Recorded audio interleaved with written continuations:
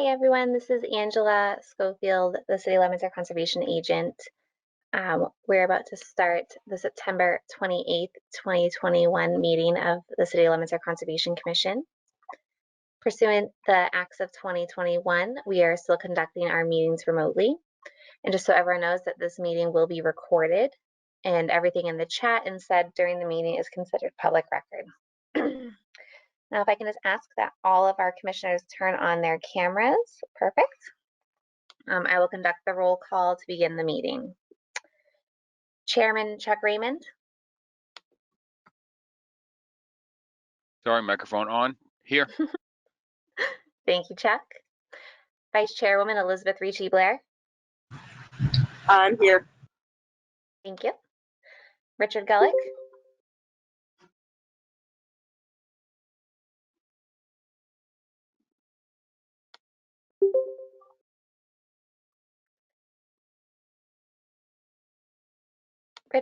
Richard Gulick. I'm here. I had trouble getting hearing you on the computer, so I'm on the phone. Okay, good. I'm glad you're here. Jeffrey Goyne.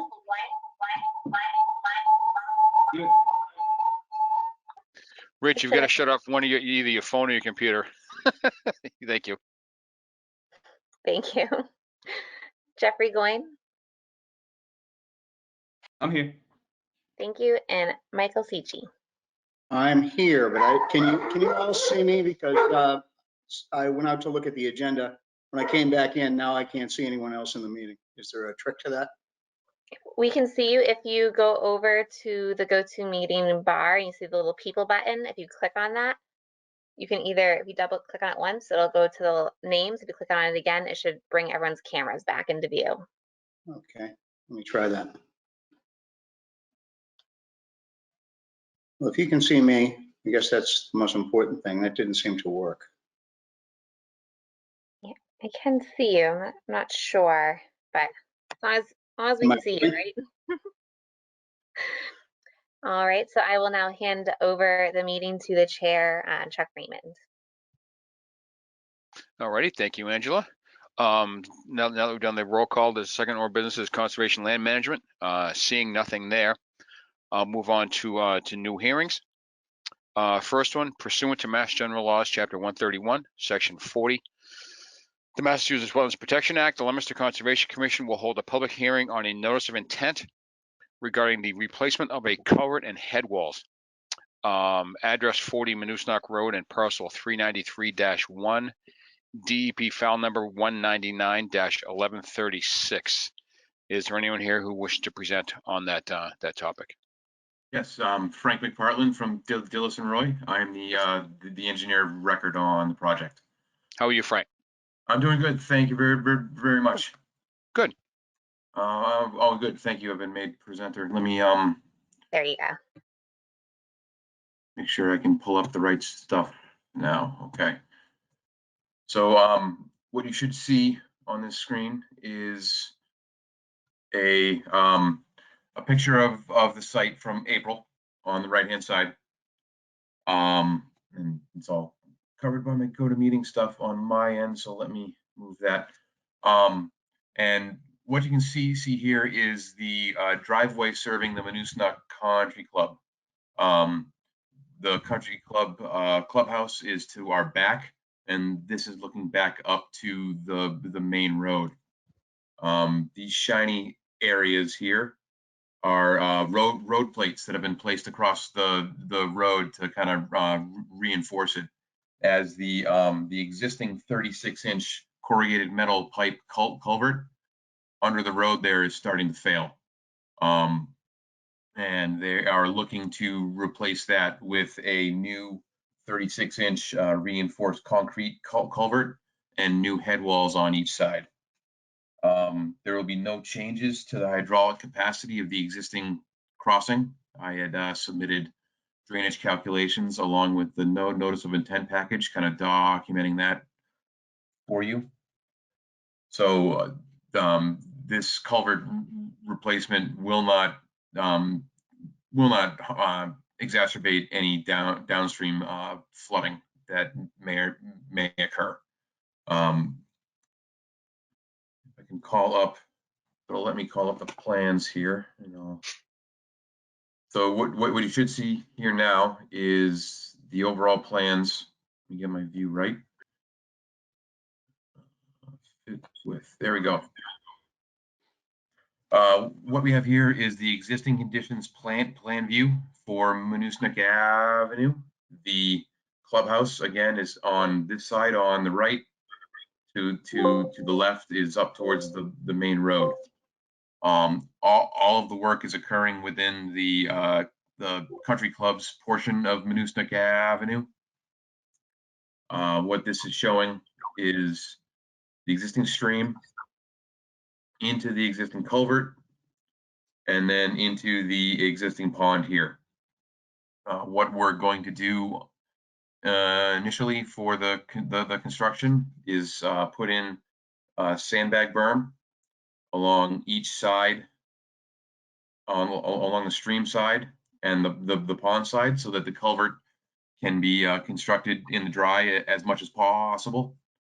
We're going to pump from this side of the stream, collecting any base flow, pump up and over the road to a dewatering discharge point, which would consist of, flip to my construction details real fast, a typical sediment trap.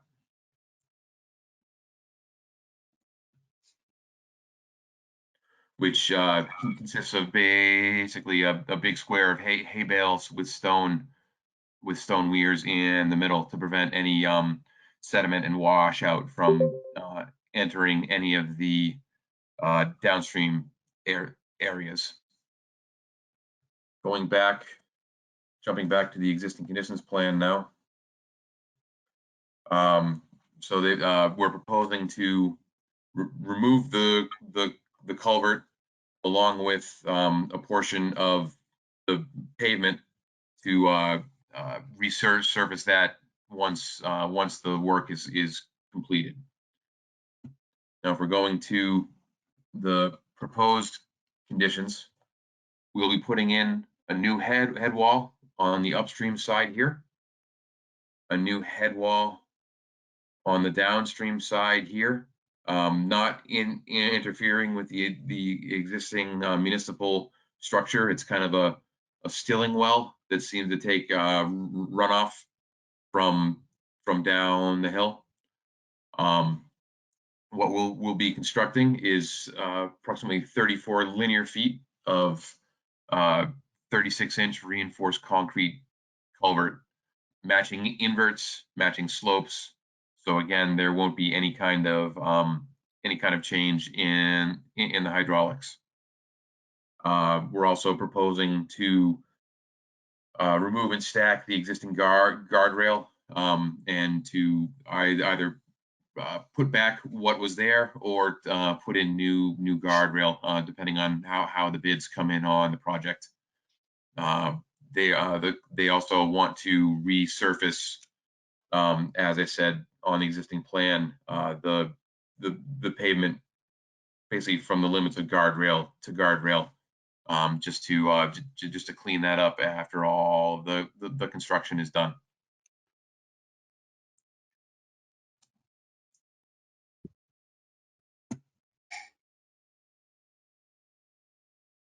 And so if I zoom out here,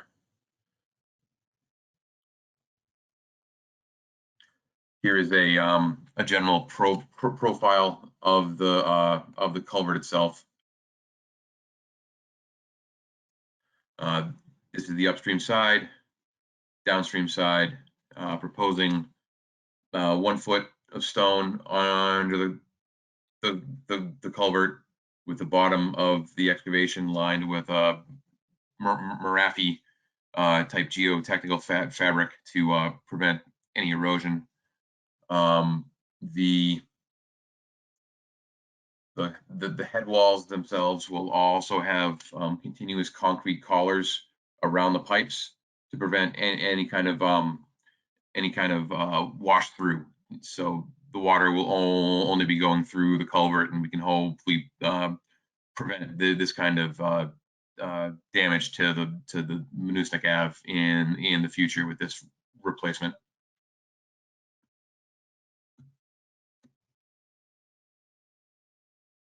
Does the commission have any questions?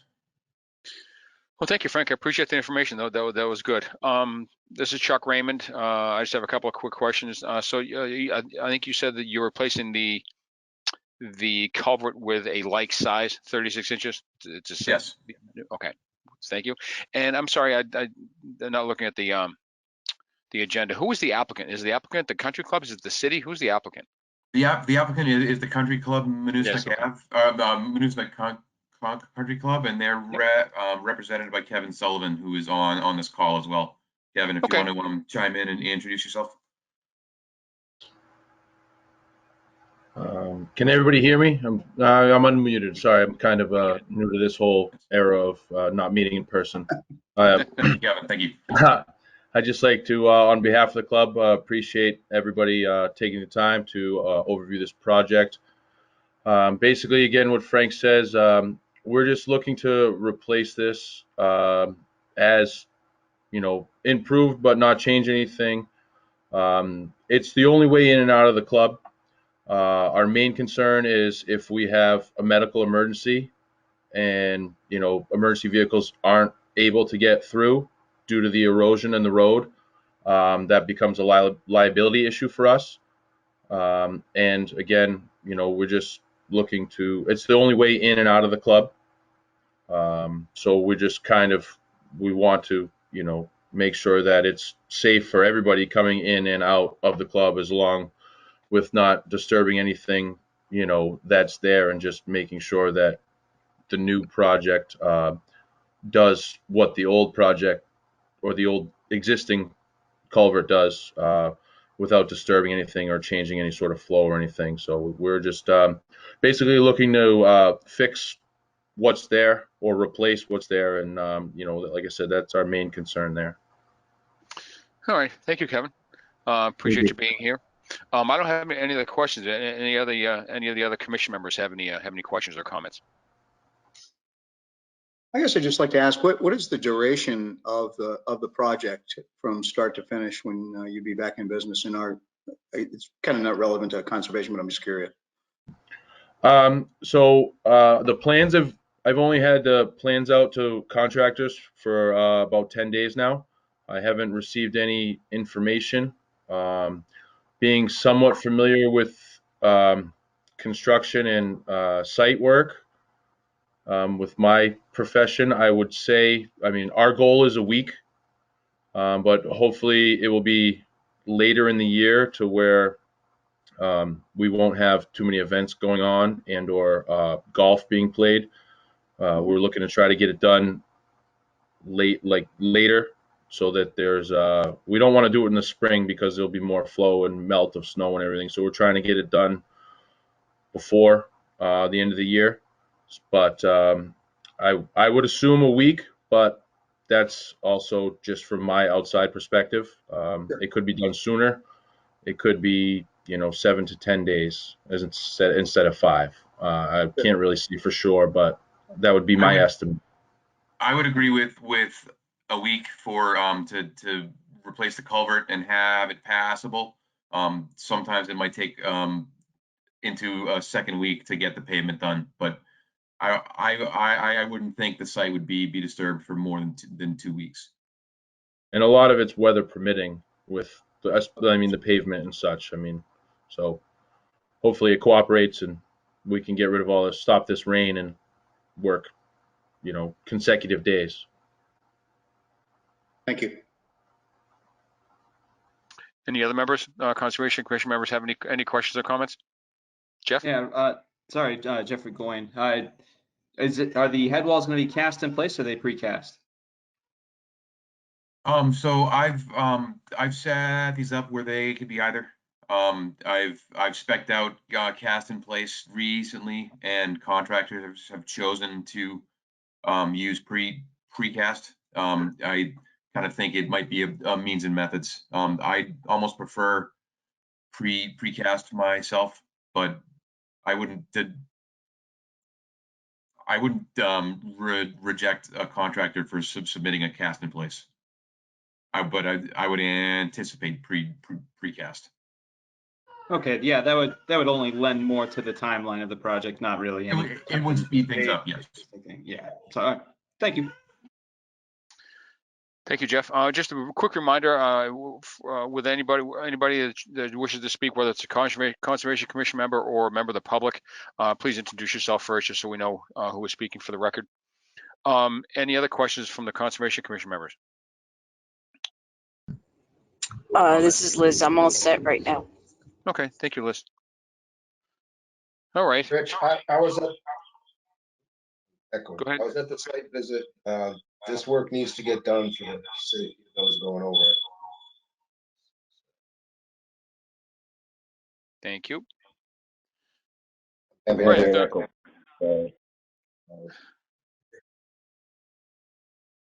Rich, are you all set? Yeah, I'm all set. Just a little having trouble with the modern communication here. Okay. I want to make sure I wasn't missing anything. Okay. I'm still with you. I'll get it done. All right. So if nobody else on the commission has any questions, I'll open up to the public. Does anyone on the call wish to speak on the hearing? If so, please state your name and address before speaking.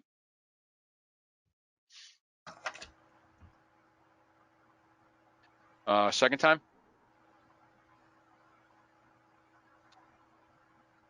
Third and final time. All right, well, seeing as how no one wishes to speak on the project, do I have a motion to continue? No, sorry, I was reading the wrong notes. Angela, what are your recommendations on the project? Hi, this is Angela Schofield here. My recommendation would be for the commission to issue a order of conditions for DEP file number 1991136 with our typical boilerplate, as well as the special conditions for 48-hour notice in advance for erosion control inspection, a pre-construction meeting with the site manager once you guys have located one, and then the agent will be notified when work is beginning and when work is completed. Okay, thank you, Angela. Do we have a motion regarding the agent's recommendation? This is Jeffrey Gwynn. I'll make that motion. Thank you, Jeff. Do we have a second? This is Liz. I'll second. Thank you, Liz. We have a second. This is Angela here. The rest of the vote will be done by roll call. Michael Cici, how do you vote? Aye. Thank you. Richard Gulick, how do you vote? Aye. Thank you. So I'm reading all the names here. Chairman Chuck Raymond, how do you vote? I vote aye. Thank you. I'm not used to having as many members. All right. So the motion carries to issue a order of conditions for DEP file number 1991136 40 Manuscript Ave. All right. Thank you, everybody. Thank you all very, very much. I appreciate your time. Thank you. All right, moving on. There we go. Thank you, Angela. Okay, next one. Pursuant to Mass General Laws, Chapter 131, Section 40, the Massachusetts Wetlands Protection Act, the Leominster Conservation Commission will hold a public hearing on a notice of intent regarding the construction of an addition to a single-family home with associated gravel driveway. Address 554 Pierce Street, map and parcel 574-4, DEP file number 199-1138. Do we have a representative here to speak on the project? Yeah, hi, my name is Chris Stoddard. I'm the engineer on this project. Can everybody hear me? Yes. Perfect. All right, I can share this. Can everybody see? Oh, yep, you can. Cool. All right, so. I'm sorry, Chris, quick question. Who are you with?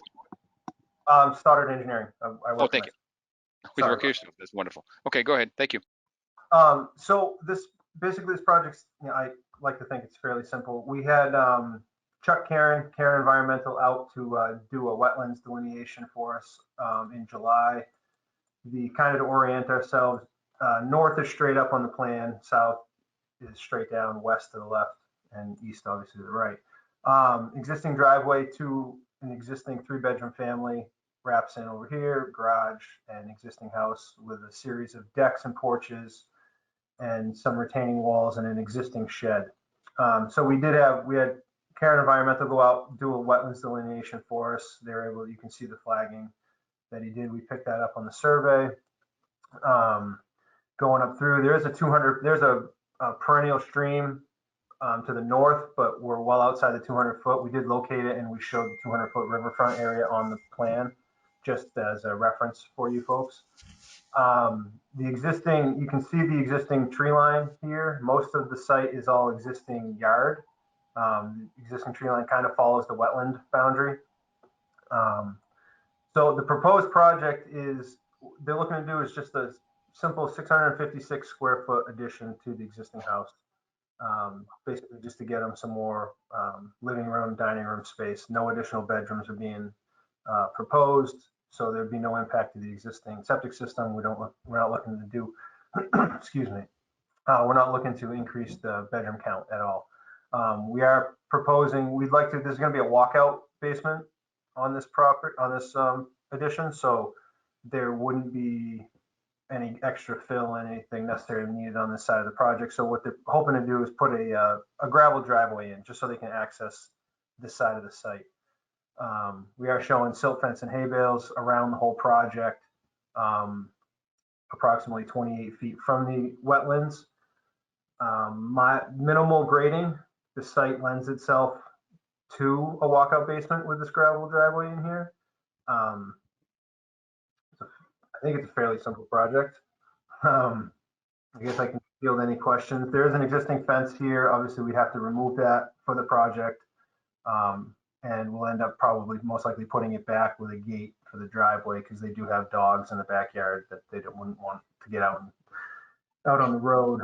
That's pretty much it. Like I said, it's a pretty cut and dry, I think. I can answer any questions that you guys have. Thank you, Chris. I just have one question. I think it's pretty self-explanatory. So the existing yard between the wetlands, between the tree line and the proposed driveway, that will remain as is? Yeah, correct. Yeah, we show one little contour in here that's just to basically make the driveway flat.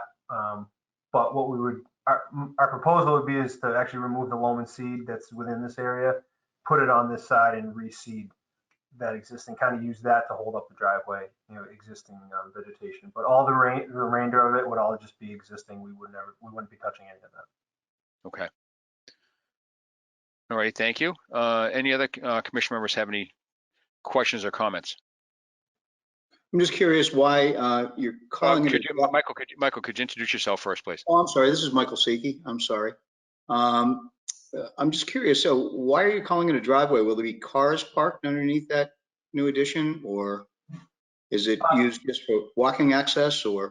No, the homeowner does woodworking and stuff. So to be able to get down in there with his truck with materials, Okay.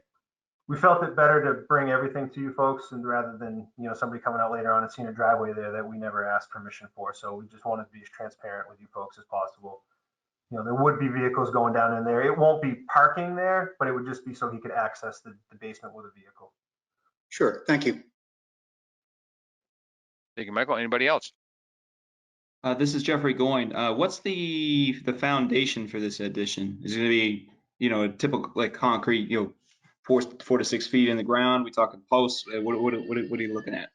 So it's going to be a full poured in place concrete foundation. On the walkout side, it would be a 4-foot frost wall underneath, and then it'll be flush. But the remainder of it will all be 8-foot concrete foundation with 1.5 feet exposed, so 6.5 feet in the ground.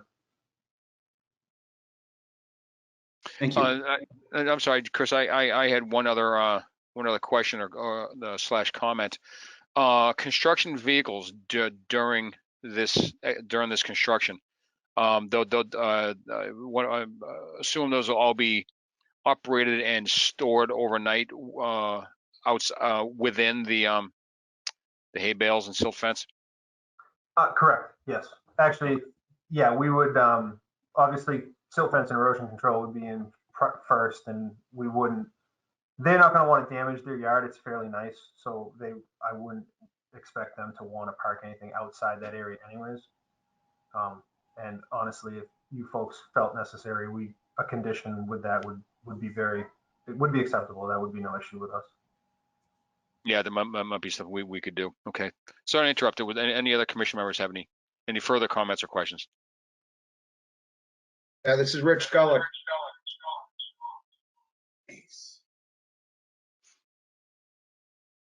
Sorry about that. I think I got it now. This is Rich Gullet. Yeah, there's no echo, so that's good. Go ahead. Much better this time, man. Getting it figured out. So the driveway then, if I'm following up on Michael's question, is that really just temporary for during the construction, or because they're not using it as parking later on? Is that correct? No, they'd like to leave it permanent just so they can access their basement with a vehicle, and rather than having to drive on the lawn and rut it all up, they just like to have a kind of a more formalized driveway. It would be used for temporary access during construction, but also more of a permanent solution upon completion of the project.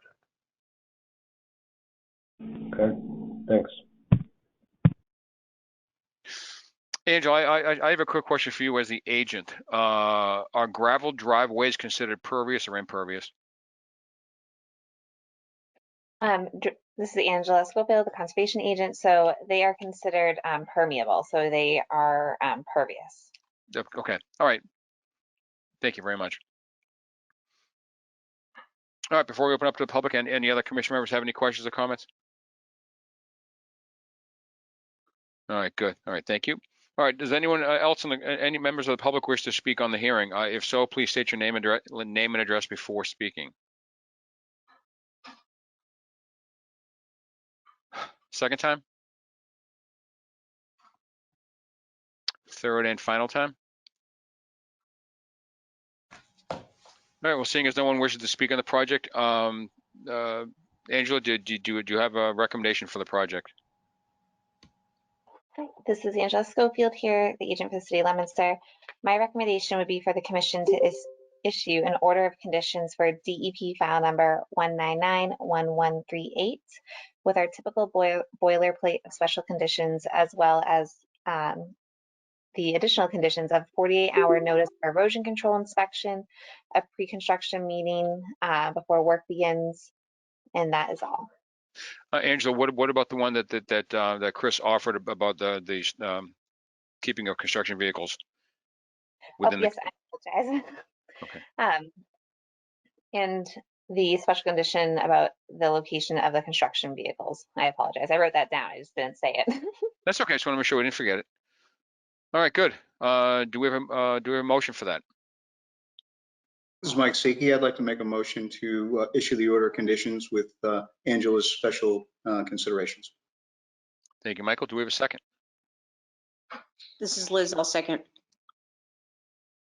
Thank you, Liz. Angela? Thank you. So the rest of the vote will be done by roll call. Jeffrey Goyne, how do you vote? I vote aye. Thank you. Richard Gullick, how do you vote?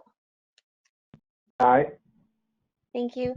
And Chuck Raymond, how do you vote? I vote aye.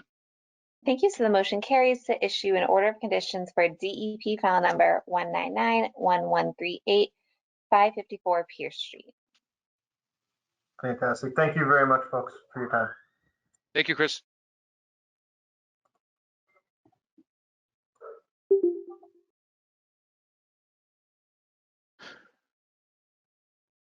All right, thank you, Angela.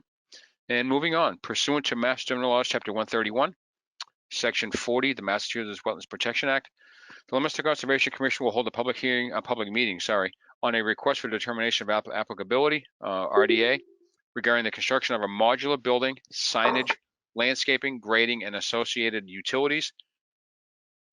It's kind of misworded incorrectly. Jurisdictional to the wetland. Address 130 Pioneer Drive, map and parcel 463-13.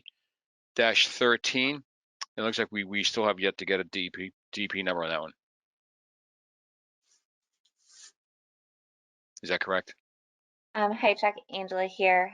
So for determinations of applicability and RDAs, there is no DEP file number. Oh, correct. Yeah, sorry about that. Yeah, you're absolutely correct. It's okay. All right, I do all thank the you, Angela.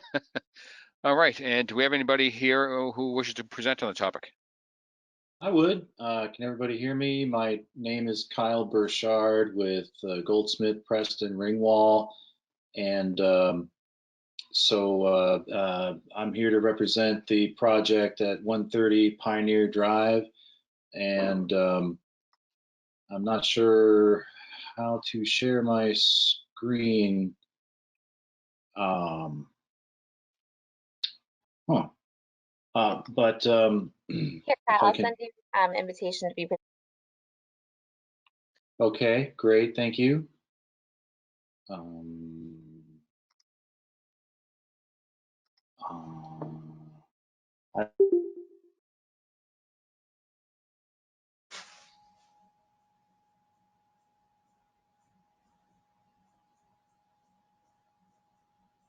Did we lose Kyle?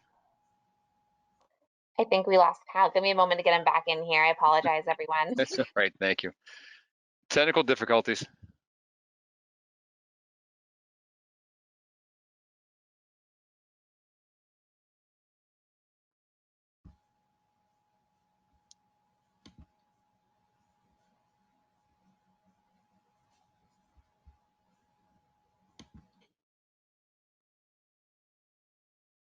So how's everybody been? Michael, how do you pronounce your last name? Well, I pronounce it Siki, but nobody else does. So Siki. Interesting. Siki. But if you were Polish, you would say Cicha, which means Okay. quiet or still in the Polish language. Interesting. Interesting. Thank you.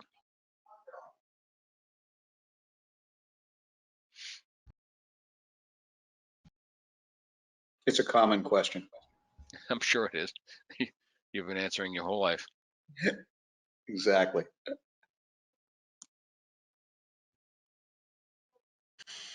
I see a cattail. Yep. Yeah, it's new cat. Doesn't know the process yet? I guess not, no. I see Kyle.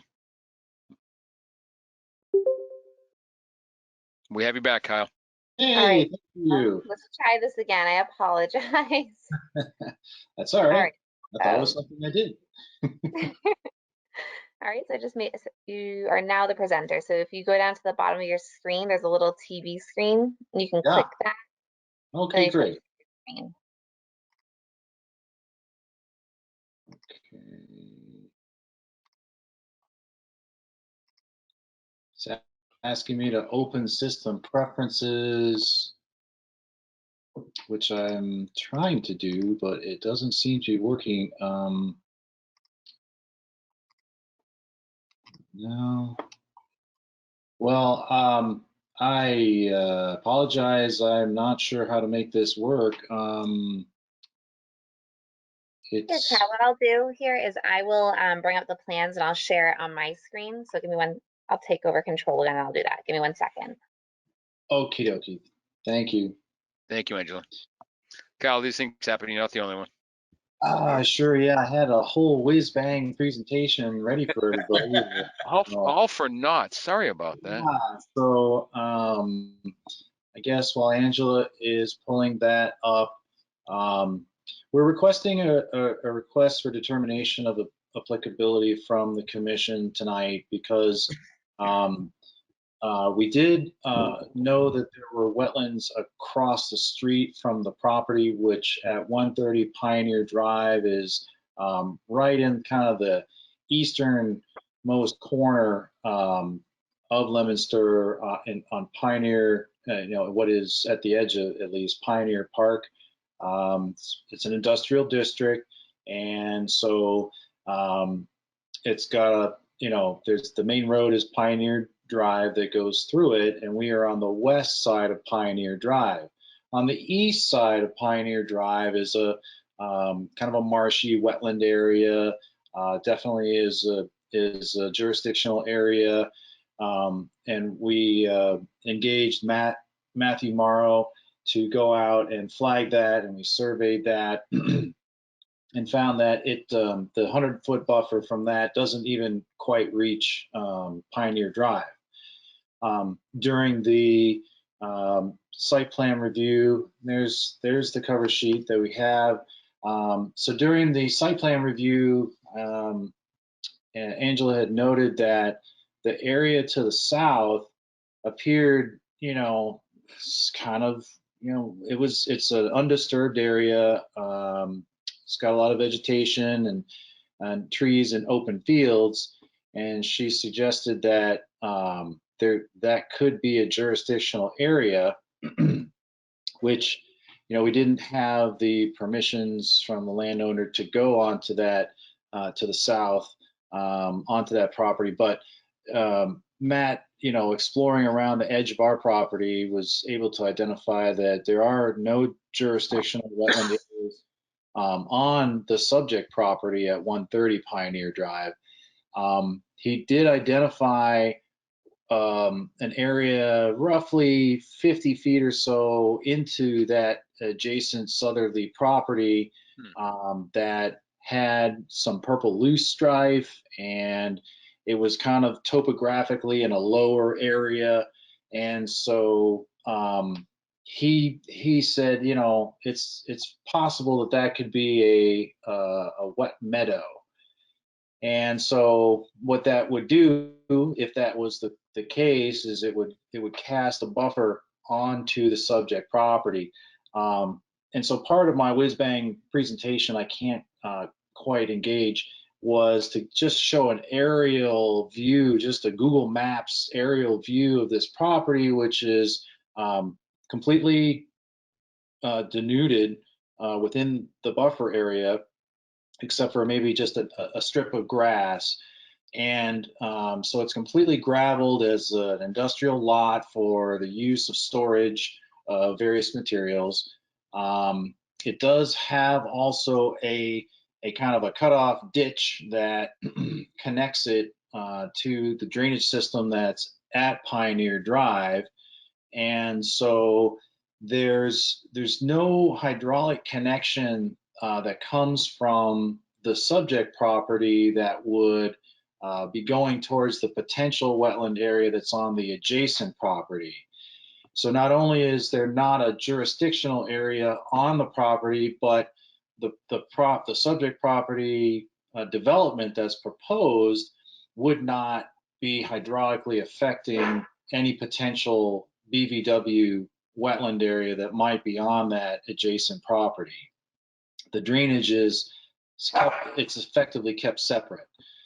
So the request is really for that reason, that the existing area that could be buffer area on the subject property will be become some drive aisles, some parking areas. There will be a modular building that will be installed, but there will also be some green areas that will be installed. The ditch that is got trap rock in it that's meant to allow for drainage to bypass will be improved. It will be further vegetated with some turf reinforcement matting. And of course, the project has a full erosion and sediment control plan with perimeter controls for the development. And so there was a sidewalk on Monday. A few of the commissioners and Angela were able to come out and view the site. And I would hope that their observation would be informative to the rest of the commission members as to the rationale behind this being a negative determination on this request, because there's not an impact that will be on the potential wetlands on the adjacent property. So there you can see on Angela's plan on her screen that she's got up, there's kind of the darker shaded area next to the dark black line, which is the property line between the subject property to the north on the top side of the page and the potential property to the south that has a potential wetland area, there will be a enhancement of the existing ditch that's there, an improvement of it, a vegetation of it. But it exists today as a routing of the drainage that comes from farther up the hill, that comes and bypasses the site today. We're merely using and enhancing that existing feature, and then proposing the redevelopment of the property. You may be able to discern, there's a kind of a dotted line there that shows where we anticipate maybe the 100-foot buffer would clip part of the proposed building. Then there's also some of the proposed paved areas are within that potential buffer as well. But there's also some green landscaped areas that are currently completely graveled. So the site will be substantially improved development-wise within the buffer from an existing gravel lot. All right. Is that it, Kyle?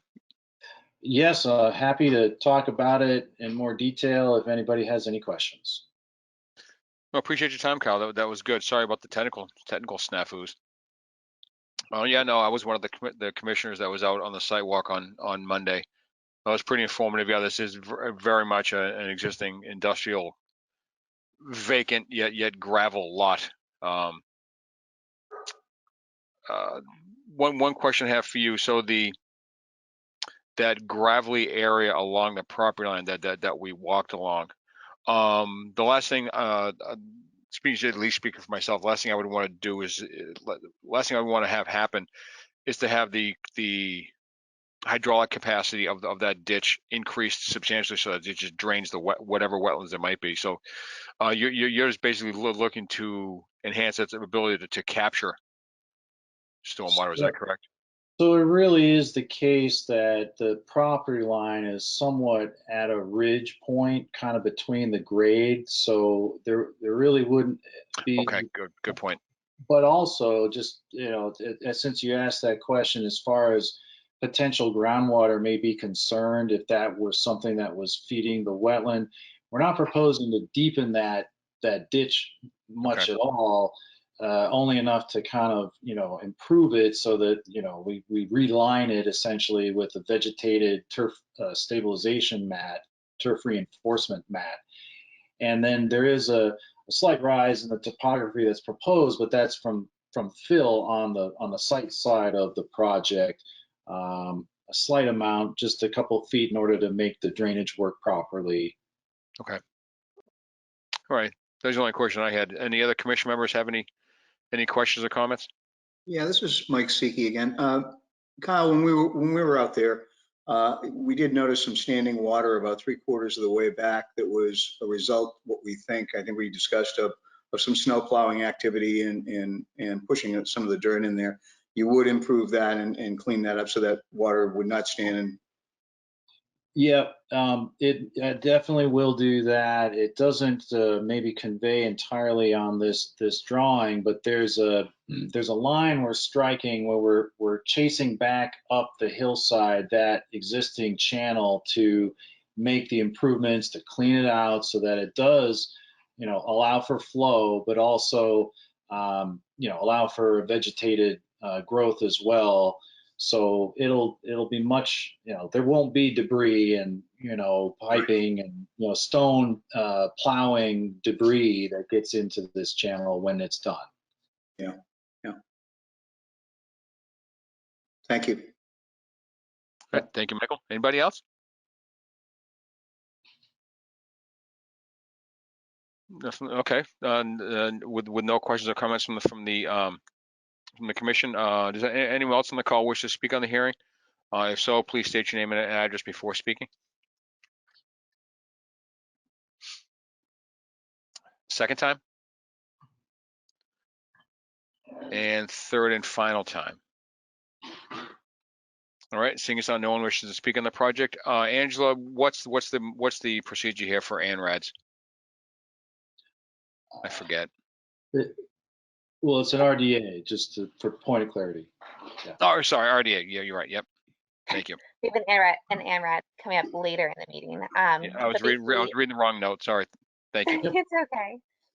This is Angela here. So basically the commission, the chair can either ask for the agent's recommendation or for one of the commission members to make a motion for a positive or negative determination. And there are several different options under each for positive or negative. So just to make sure I've got this right. So I open it up to the commission for somebody to make either a positive or a negative determination. Yep. And then you can also ask the agent for recommendation if no one makes a motion. Okay, and just to make sure, a positive recommendation means that we do the next step would then be an RDA, and a negative determination would be that we have sufficient evidence. Is that correct?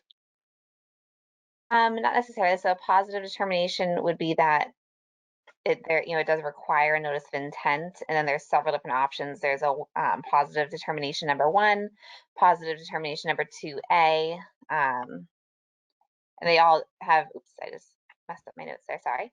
And they all go through different portions of the Wetland Protection Act. Basically, like for a positive determination, 5 is that it's subject to review and approval by due to wetland ordinance or bylaw.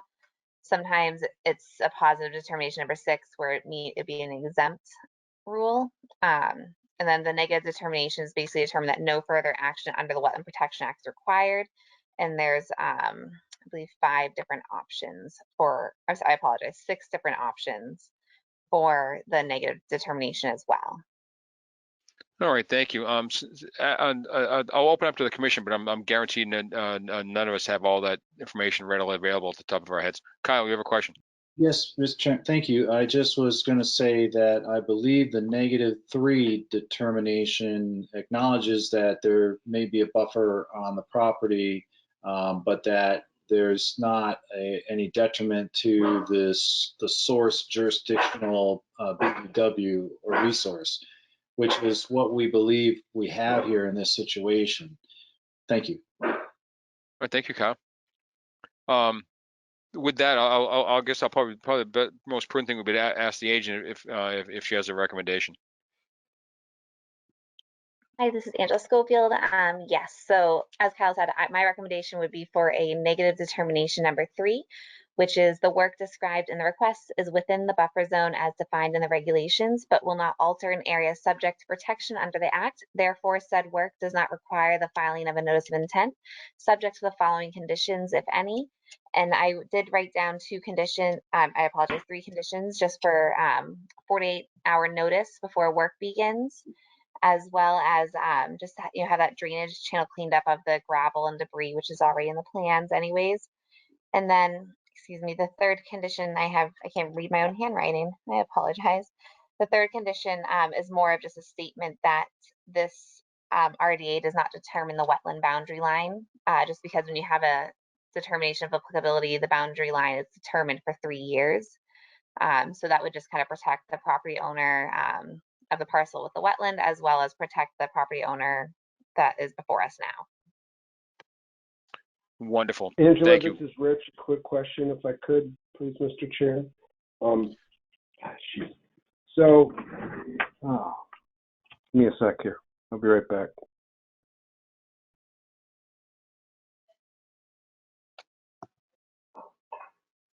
So did you say that in your suggested motion that the property is possibly within that border, or that it may be within the boundary border? My impression is from the presenters that it may be, not that it necessarily is. I just wanted to check on that wording. Yeah, so the wording I read is directly from, no, you're fine, Rich. The wording I read is directly from the actual permit. And the reason that, I don't mean to speak for Kyle, but the reason that he says that is because they can't technically go onto the property next door and flag those wetlands perfectly, which is why I put in the special conditions that this determination does not determine the wetland boundary, because the property most likely is within the boundary. They did the right thing. They came to the commission, they put erosion controls in, they're working with us, but they can't go on that property physically.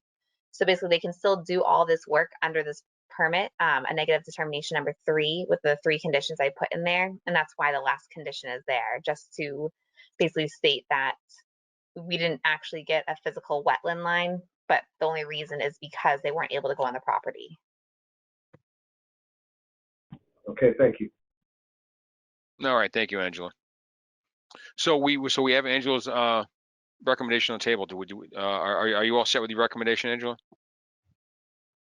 I am, if it's okay with Okay. Kyle. All right, thank you. Yes. So Thank you. we have Angela's recommendation. Do we have a motion? This is Jeffrey Goin, and I'll make the motion to issue a -3 determination with the stipulations that Angela stated. Wonderful. Thank you, Jeff. This is Michael Siki. I'd like to second that. Thank you, Michael. Appreciate that. Angela? This is Angela here. The rest of the vote will be done by roll call. Richard Gulick, how do you vote? Aye. Thank you. Vice Chair Elizabeth Ricci Blair, how do you vote? I vote aye. Thank you. And Chairman Chuck Raymond, how do you vote? I vote aye as well. Thank you. So the motion carries to issue a negative determination number 3 with the 3 added conditions. Thanks all. Have a good Thanks, night. Kyle. Appreciate it. Yep, thank you. Bye-bye.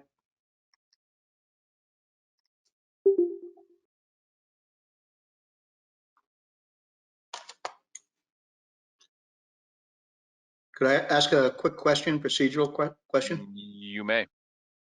So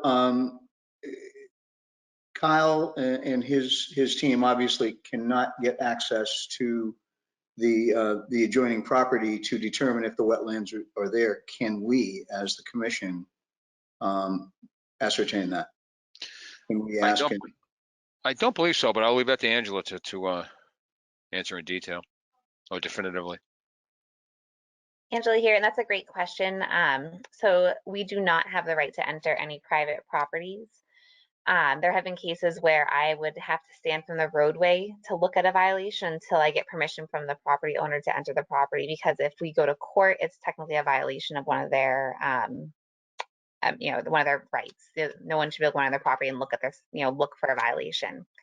In the Okay. case where if it's a health emergency or a building emergency, the building inspector or one of the health inspectors are allowed to enter the property, which they are always helpful. So if there's been cases where there was a foundation put in, right up to the wetlands back, before my time, and the building inspector went on the property, took pictures, and then sent them out to the inspector group, and the agent was able to issue an enforcement using those images. Okay. Thank you. Good question. Thank you, Michael. Appreciate that. Always good to get educated. All right, moving on to continued hearings. Pursuant to Mass General Laws, Chapter 131, Section 40, the Massachusetts Wetlands Protection Act, the Leominster Conservation Commission will hold a public hearing on a notice of intent regarding the construction of a new duplex dwelling with associated driveway, grading, utility connections. Address 1284 Central Street, map and parcel 566-1-1, and with no DEP file number.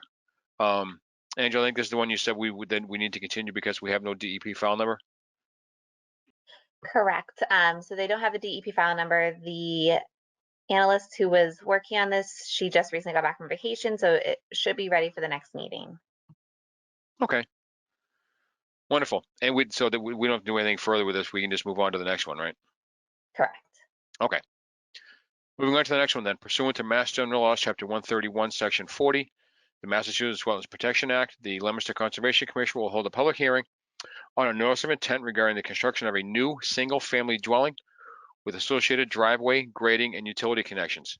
Address Leggett Hill Road, Lot 4, map and parcel 566-1-4, DEP file number 199-1135.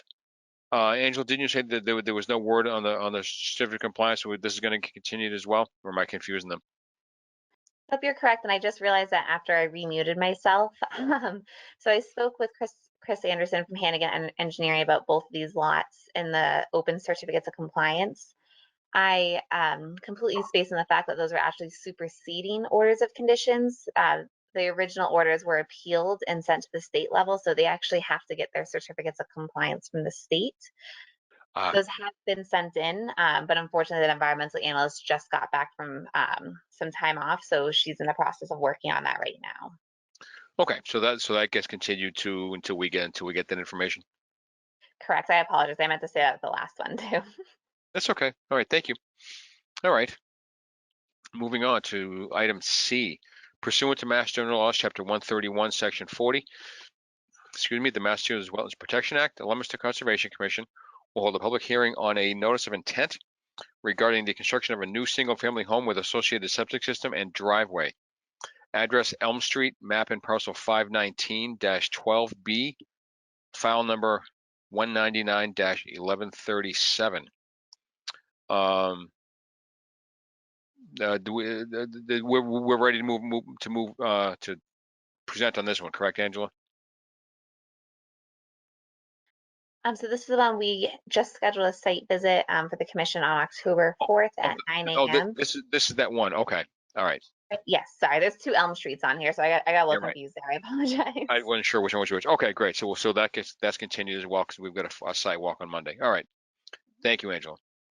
Moving on then to item D. Chuck, could I ask a question? Sure, please. This is Mike Seiki. Angela, I saw the note about the site visit, and I saw that the representatives will be there. Is the homeowner and the contractor who actually did the work, will they be joining us? Do you know? I do not believe so. I can confirm with Chris Anderson tomorrow morning, but I don't believe that they'll be present. I think that'd be important for us to meet with those folks, myself. Okay.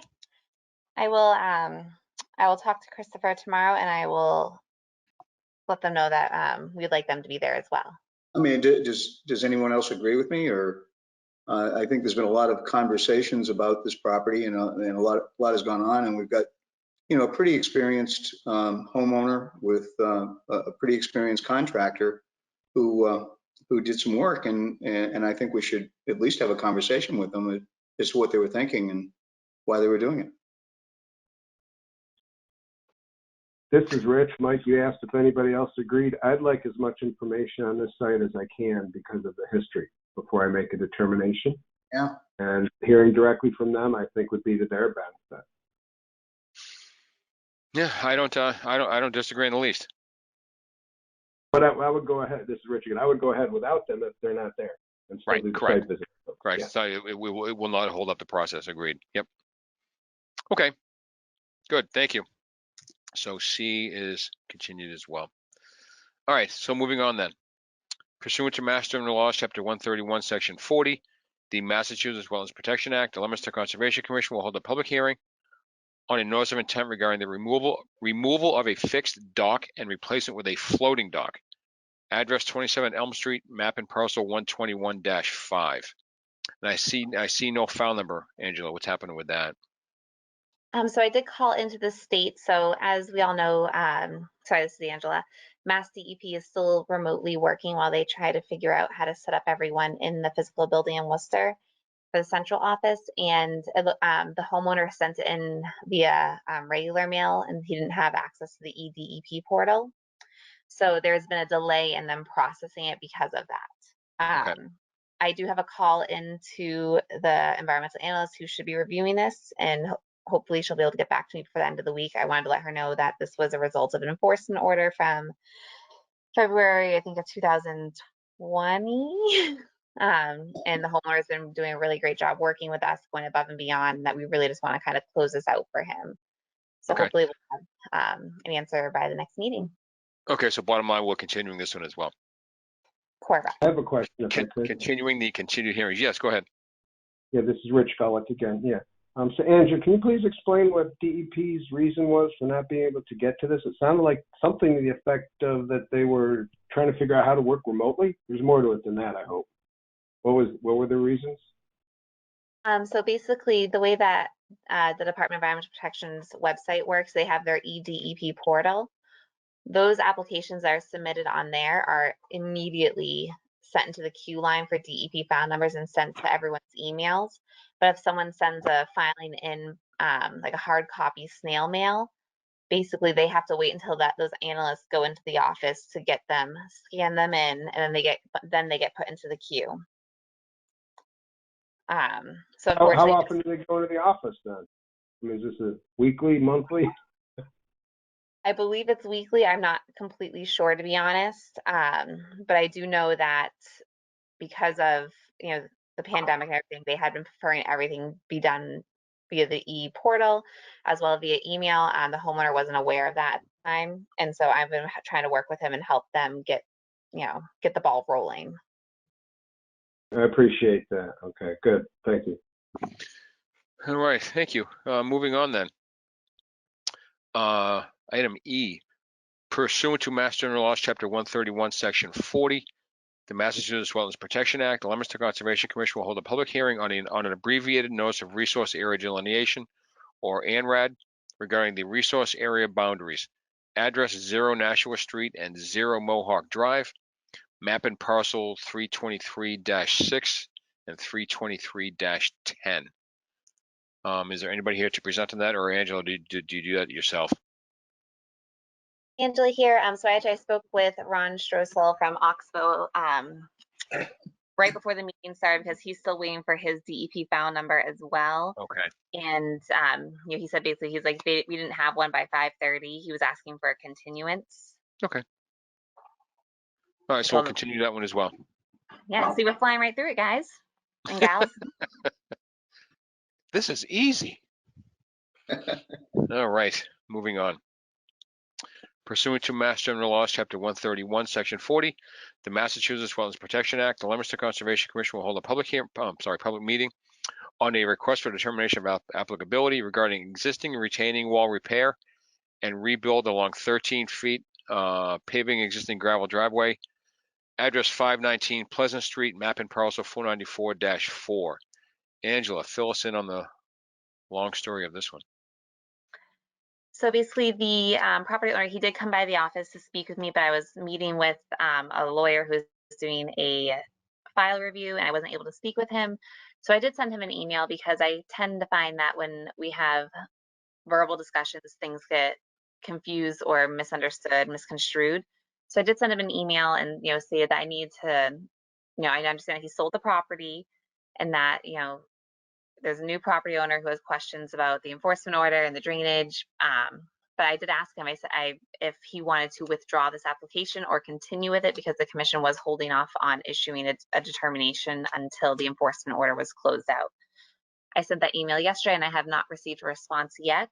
I had sent a note on my computer that if I don't receive a response by Thursday, I will call him and ask him to respond to me via email just so I have everything in writing. So there's really nowhere for anything to get misunderstood. So answer me this question. So how do you see this playing out? If he's selling the property and somebody buys it, does the enforcement order go to the new homeowner? And would that be incorporated into the price he pays for the property? How do you see this playing out, Angela? I'm kind of confused. So ideally, this is Angela here. Ideally, this doesn't happen when there's an enforcement order. It does follow the property. So whoever owns the property technically owns the enforcement order. Right. In some rare cases where you have, for example, a pool company or a construction company, you can issue an enforcement order to the property owner and the company, and they both are responsible for it, and they have to kind of work out civilly between themselves who's going to foot the bill for the enforcement. And that same goes for when private property sales are done. I can't go there and say, oh, you still need to pay for this. It's really on the new homeowner to kind of hold him accountable and his realtors to hold him accountable. Yep. Unfortunately, it's kind of, they should have looked into the, I hate to say that it's the buyer's problem, unfortunately, but it was their due, they should have done their due diligence and research the property, as well as the property owner should have disclosed this. So at this time, I'm hoping that David Gonzalez, the property owner, will reach out to me and connect me with the new owner so I can work with him and explain to him the enforcement order.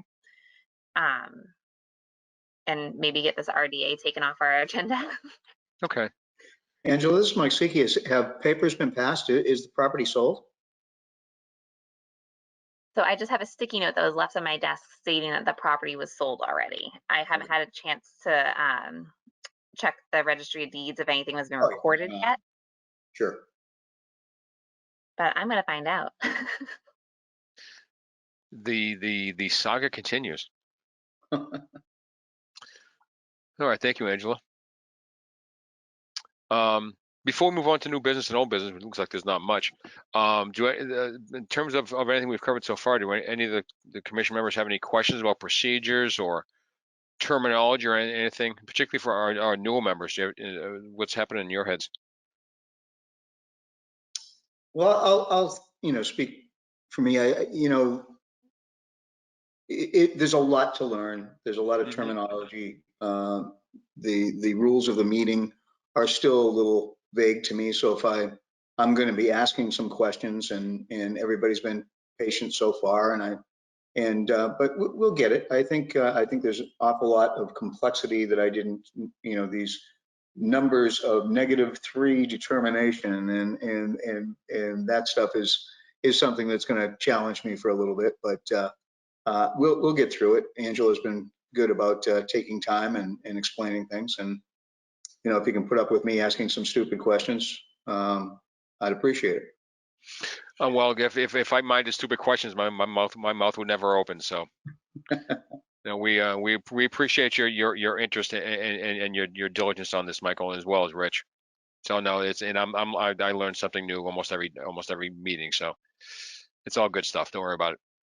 And certainly, Angela, on occasion, typically once a month or so, will send us information about various conferences that are going on, whether virtual or in person, or just other places where you can educate yourself. And you can always just go to if you have nothing else to do, Michael, you can always go to the DEP's website, do some research there for the Wetlands Protection Act, and kind of go through that. It's honestly just I haven't read it in a while, but I know the Wetlands Protection Act, just going through it will bore you to tears, but it's actually also quite educational. Just going through that. So. Of course, I owned quite a large property over in Fort Pond and dealt with the folks at the Lancaster Conservation Commission and Dave Coons and those. So had experience there and had experience in Texas with their Protection Act. So a little bit of knowledge, but of course everything's different in every state. Yeah. All right, good. Well, moving on. Looks like we have no new business. And Angela, can you scroll down a little bit, please?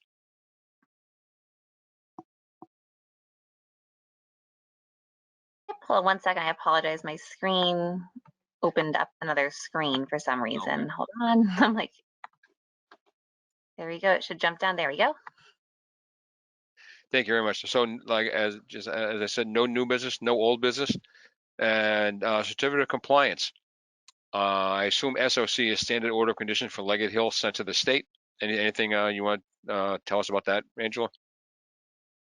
So I think I covered it when we were reading in the continued hearings. They were superseding orders of conditions, and so they need a superseding certificate of compliance from the state. There's really nothing I can do, nothing we can do. We just kind of have to wait for them to issue that. Okay. Just want to make sure. Thank you. All right. Item B, 334 Hill Street, DEP file number 199-778. Work did not take place. Order needs to be closed out. Tell us about that, Angela. Angela here. So I was contacted by the Tossies who own the property at I just looked away from the number, 334 Hill Street. Originally, they had been planning to put in a couple houses back there, and they have an open order for a roadway and houses. I don't remember the year that the original order was issued. I'm trying to pull it up right now, but uh-oh. What's uh-oh?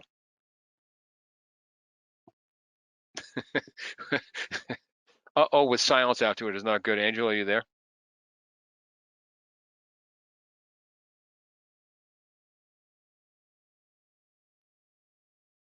Your mic is still on.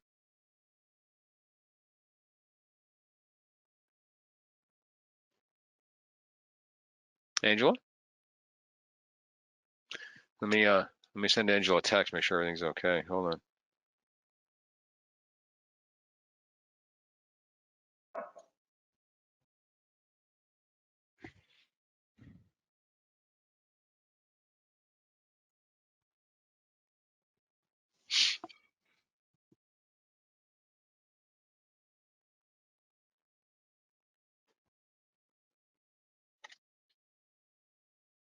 Interesting.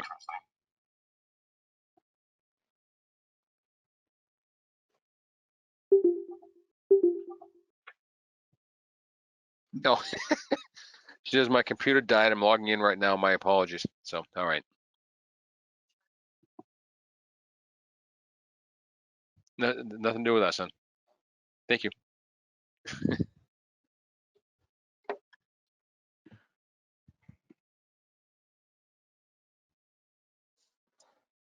So just waiting for Angela to dial back in.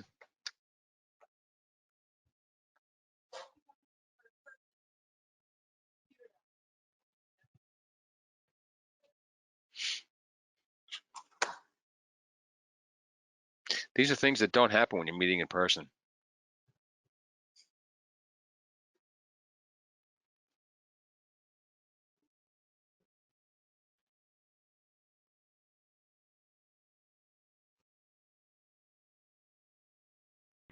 Which, nope.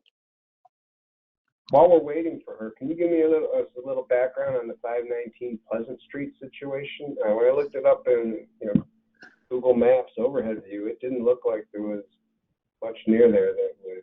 Yeah, it predates me. It's a good question. I believe it. Jeff and Liz, you might have some more information. But I believe it relates to the stream that goes to the property, and the the wetlands border on each side of that. And he's done a bunch of work there.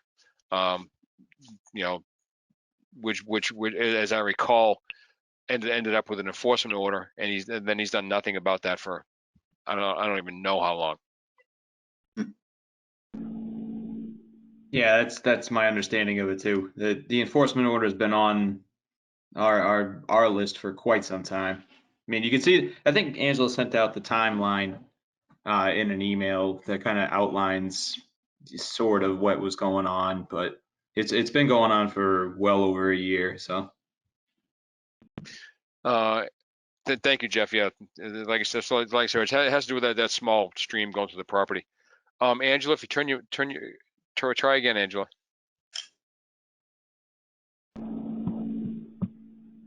No, can't really hear you, Angela.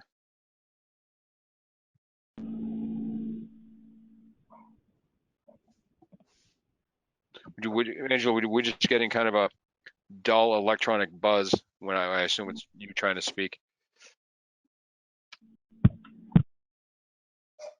May need to call in your phone. Can you hear me now?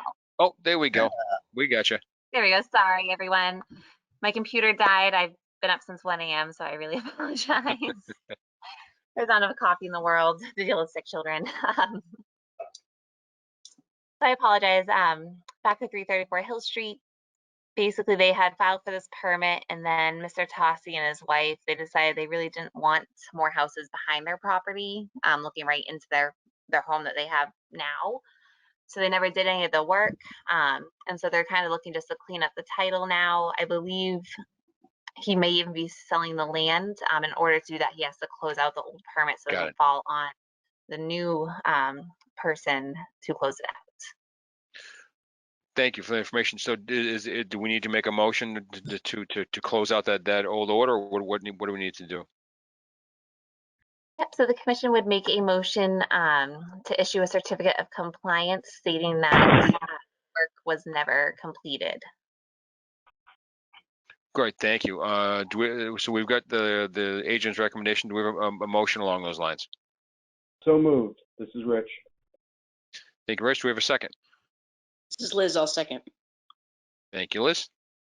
Angela? Angela, the rest of the vote will be done by roll call. Mike Siki, how do you vote? I vote aye. Thank you. Richard Gulick, how do you vote? I made the motion. Oh, I apologize. One of the other. One of them. I apologize. Jeffrey Goyne, how do you vote? I vote aye. Thank you. And Elizabeth Ricci Blair, how do you vote? I had seconded the motion. Okay, so Richard first, you second. All right, finally, last but not least, Chuck Raymond, how do you vote? That'd be me. I vote aye. Thank you, and thank you everyone for bearing with me. The motion to issue a certificate of compliance carries. Thank you. All right, and moving on now to extension permits. One item there, 96 Exchange Street, Heron's Landing 2. I assume that's DEP file number 199-1061. New expiration date, July 3rd, 2022. Looks like Angela emailed the representative and wetland scientist. What do you have about that, Angela? So at the site visit for 130 Pioneer Drive, the wetland scientist, Mr. Morrow, pulled me aside. He informed me that he did get out there and reflag everything. Unfortunately, that was just yesterday, actually. I didn't have a chance to get back out there. So I'm hoping to get out there this week to check the wetland line, make sure the erosion controls are in place, so that the commission can issue an extension or deny the extension and have them refile the permit. Okay, so you're just waiting for more information. Is that correct? Correct. Okay, thank you. Moving on to communications. Massachusetts Association of Conservation Commission should be contacting each of us for account information. Tell us about that, Angela. Angela here. So the city does pay for a membership for all of our commission members for the Massachusetts Association of Conservation Commissioners. I did contact them with our new members, phone numbers, emails, and addresses and names, obviously, so that they can get you your membership cards and get you guys set up with access to their orientation for new members, as well as their forums, their electronic resource library, and all the other goodies that they have to offer. They do send a lot of emails, but they do have a lot of really great free trainings, as well as paid for trainings that the city will reimburse you for. Yeah, I think I attended a remote one a couple of months ago, having to do with, what the heck was it about? So a certified arborist was talking about, God, I forget it now. I apologize, but it had to do with trees because he was an arborist. But I forget what it was. But it was informational. The guy was really good. I want to say, was that the winter forestry one? I think they had winter forestry lunch and learn. It might have been. I have to look at my record. Talking about. Yeah, but the guy was really good. It was I think it was about 45 minutes or so. It was a pretty good one. I enjoyed it. Although I obviously can't remember anything about it. Okay, moving on. Meeting minutes. So I know we've got some meeting minutes stacked up. Angela, how do we dispose of those? So basically, I have read through all of them and I didn't find any errors. So I emailed them out to you guys, and you guys, I asked you guys to read over them and check them. You may catch an error, or you may see something and be like, oh, I didn't say that. Jeff said it, or Mike said that. Because sometimes I do miss things. And then once they're on the agenda, basically we just need the commission to make a motion to approve the meeting minutes for the date listed. The commission votes, and then I am able to post those for the public to access. Alrighty, thank you, Angela. I didn't go through all of them, but I did go through a few of them.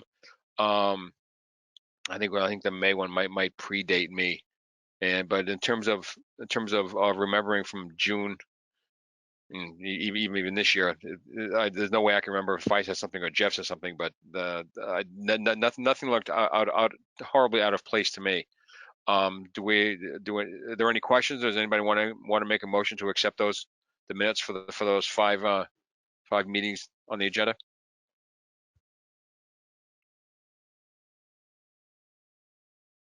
This is Jeffrey Goin. Are we allowed to accept them all at one time? I got to read them off one by one. Ideally, we should read them off one by one, just so it's in the meeting minutes of this meeting that we accepted it. All right, thank you, Jeff. Good question. So I'll read them off individually then. All right. For you, if I can. Yes, please. So yep. if for those of us who were not familiar with those meetings and those minutes and would rather abstain, do you still have a quorum to pass? That is a good question. Since you weren't there, yeah, I know you can't vote on them. Angela, with just myself, Jeff, and Liz, is that a quorum for this? So that actually would not be a quorum for that. So you're correct, Mr. Okay. Richard. So how do you get around that? Half of I us did are ask new. the city clerk that, and she said basically you can abstain if you'd like, but ideally, as long as a quorum of the members are present at the meeting, you can raise your hand and say I abstain, and it's still considered a quorum of members voting on it. Oh, all right. until Amanda comes back from maternity leave. So just to make sure I understand this correctly. So if myself, Jeff, and Liz voted whichever we want to vote, and Rich and Michael just abstained, that would be permissible? Correct. So we basically just need to make a vote to accept them. Okay, good. Rich, Mike, you okay with that? Sure. Okay. Yeah, absolutely. Yeah, and what if, you know, if if you had 4 people abstain, you could never pass them out of 7. So you got to be able to do it. Yeah. Thanks. Yeah, I believe after 2 months they automatically get approved anyways. I think that's open meeting law. It's 2 months or 4 meetings pass. Unfortunately, we are extremely behind on our meeting minutes, just due to the fact that I had a scribe who left, and I got another scribe who took on more than she could chew, unfortunately. And now I have a new scribe who has just been powerhousing meeting minutes, and I have an inbox probably of 30 meeting minutes I've been reading through and listening to, dating all the way back to 2019. So That's exciting. Okay then. So for the first one, why don't we get through these one at a time? So for the March 23rd, 2021 meeting minutes, do we have a motion to accept those? This is Jeffrey Goin. I'll make that motion. Second? Do we have a This second? is Liz. Oh, this is Liz. I'll second. Okay, thank you. Angela here. The rest of the vote will be done by roll call. Michael Siki, how do you vote? Do I vote to accept them? I would accept them. Or No, do I think you need to abstain, Michael, because you weren't at the meeting. I'll abstain. Thank you. Richard Gulick, how do you vote? I abstain. Thank you. And Chairman Chuck Raymond, how do you vote? I vote aye. Thank you. So the motion carries to approve the meeting minutes for the March 23rd meeting. And the next one, February 23rd, 2021. Do we have a motion to accept those minutes? This is Jeffrey Goin. I'll make that motion. Thank you. We have a second?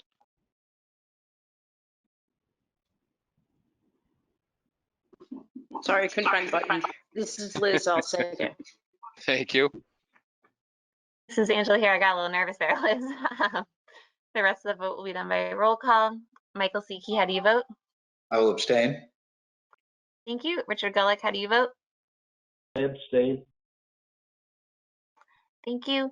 And then Chairman Chuck Raymond, how do you vote? I vote aye. Thank you. So the motion carries to approve the meeting minutes for the February 23rd, 2021 meeting. Thank you. And moving on to the next one, May 5th, 2020. Do we have a motion to accept those minutes? This is Jeffrey Goin. I'll make that motion. This is Liz. I'll second. And Angela, I think that was before my time. Can you confirm that? I want to say that was the This is meeting Jeffrey when Goin. I was going to say I can confirm. I read through them this afternoon. It was Sam Gallagher was there, Yeah. Okay. and not Chuck. All right. Thank you. So Angela, so if we have 3 abstentions, what does that do? To be honest, I'm not 100% sure. We can leave this one on the agenda if everyone likes. Okay. I do remember that meeting very well, unfortunately. And I'll ask the city clerk what we should do. Good, thank you. So we'll keep May 15th, 2020 on the agenda. And so the next one, June 30th, 2021. Do we have a motion on that one? This is Jeffrey Goin. I'll make that motion. Thank you. Do we have a second? This is Liz. I'll second. Thank you. This is Angela. The rest of the vote will be done by roll call. Michael Siki, how do you vote? I'll abstain. Thank you. Richard Gulick, how do you vote? I abstain. Thank you. And Chuck Raymond, how do you vote? I vote aye. Thank you. So the motion carries to accept the meeting minutes for June 30th, 2021. And June 23rd, was that my first hearing? Can you confirm that, Angela? It was your first meeting. It was. All right. Super. All right. So is there a motion to accept the meeting minutes for June 23rd, 2020? This is Jeffrey Goin. I'll make that motion. Thank you, Jeff. Do we have a second?